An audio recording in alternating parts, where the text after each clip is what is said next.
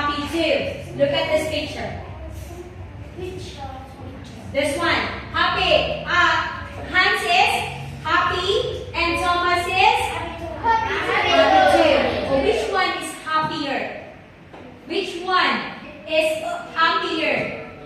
Which one is happier? Hans or Thomas? Okay, the answer is Thomas. That's why Thomas is happier than Hans. Okay, let's have this one. We have here, this one is a small and Smaller. Smaller. This one is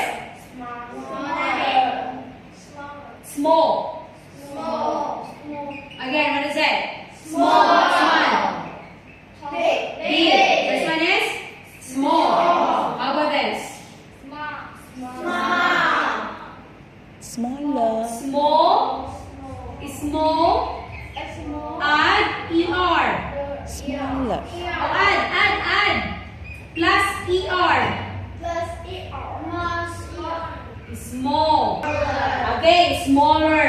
Okay, how about this? We have here.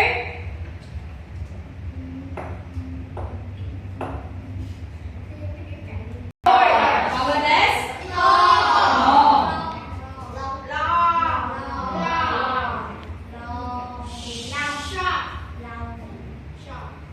Okay, this pen is longer than this. Okay, longer than this. For example, let's have this one. John is 40 years old. John is 42 years old. Josh is 67 years old.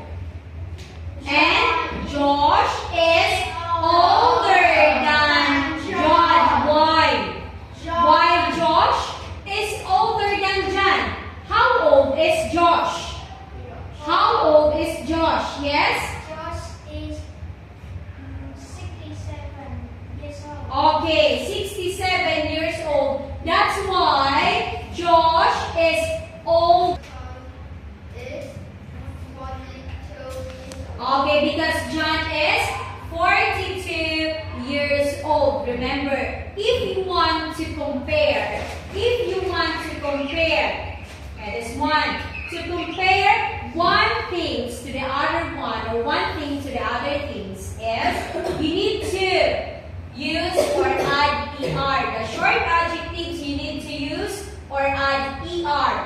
Older, faster than, older than, younger than, happier than, smaller than, longer than.